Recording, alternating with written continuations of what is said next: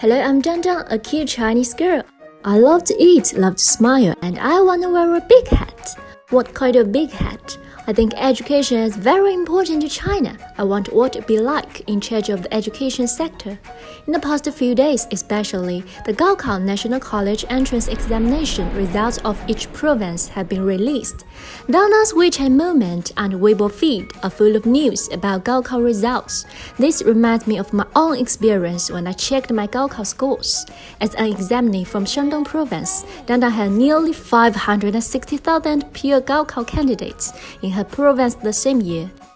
This caused the score-checking website to crash when the scores were released, making it impossible to log into the website. I remember that in Shandong province, the scores could be checked starting at 5 p.m. After 6 p.m., I began to receive calls from my family and friends asking me about my scores. I could only reply with the same answer: I haven't logged into the website yet. Of course, it was never too late for good news. I finally accessed my score, which is more than 670 points, which was enough for me to get away from a suburban town and be admitted to Fudan University. For the first time, I walked out of Shandong and saw a very different world. If my luck and hard work follow the 2080 rule, the remaining 570 more points are all thanks to heaven and earth. Similarly, just as many other systems in China, China's college entrance examination is different from other countries. Why does China's Gaokao have only once a year? Why is exam date for Gaokao always set on the 7th and 8th of June? Why is Gaokao gradually returning to having national papers from the provincially independent exam contents? Why is Gaokao so important to the people of China? The answers to these questions are here.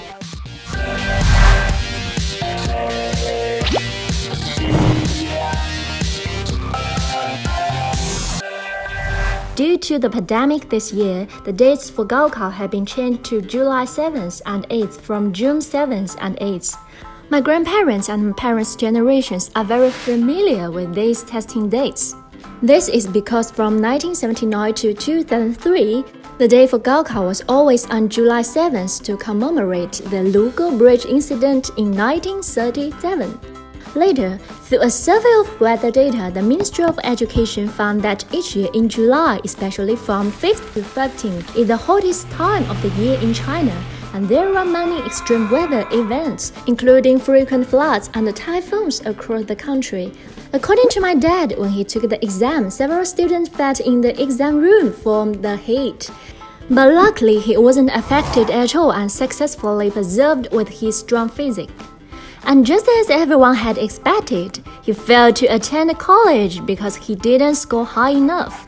Compared to July, the temperature and weather in June are much more stable in China. In addition, the date June 7th and 8th sounds like get admitted, so they carry positive meaning culturally. So in the end, these dates were set at the Gaokao Day.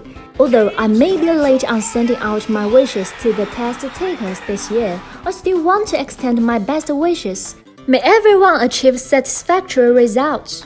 Of course, there will be some students who won't be satisfied with their scores and will decide to take the exam again after another year of study. There have always been people asking, can Gaokao also be taken multiple times a year like the SAT and ACT in the United States, and then the students can choose their highest scores? To be honest, when I was under huge pressure in senior year of high school, I also hoped the same. I even wished that Gaokao could be taken once a week, but then I realized it wouldn't work. This is mainly because the SAT in the United States is a standardized aptitude test, which does not measure the individual's actual mastery of knowledge, but instead attempts to measure the individual's potential. Gaokao, on the other hand, is an achievement test which is aimed at a student's mastery of knowledge after completing a stage of study and is used to reflect a person's past academic achievements. To make a knowledge, if given the same apple, Gaokao is about what the examiners have already learned before, such as the origin, color, shape, and the growth cycle of the apple.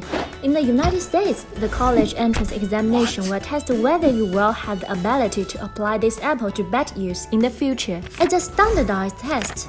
The difficulty of each SAT test can be made consistent by the use of question banks and other techniques.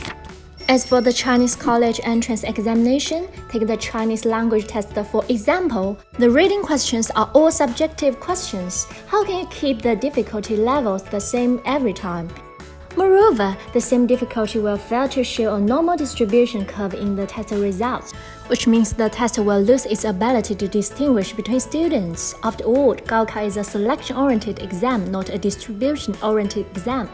Even though every year, there have been various unexpected results due to bad luck. But just as the old Chinese saying goes, 运气也是实力的一种啊。Gaokao is also different from India's equivalent exams, which are developed by individual universities. Almost all provinces and cities in China adopted the single national paper model for Gaokao after the exam was restored in 1978. Gaokao questions were designed and developed by the Ministry of Education of China. However, in 2003, there was a theft of Gaokao papers in a southern country of Sichuan. At that time, China was just beginning to enter the era of the internet, fearing theft of examination papers would cause major national public safety issues. China began to implement provincial papers for the college entrance examinations in 2004. By 2014, a total of 16 provinces and cities in China had their autonomous Gaokao papers, more than the provinces using national papers, accounting for more than half of the country. At the Shandong examinee, Dandang had the Shandong papers for Gaokao. The Shandong paper is just like Shandong people, solid and straightforward. When they say the paper will test your knowledge, they make sure every question gets to the point. But the national paper are more indirect by comparison.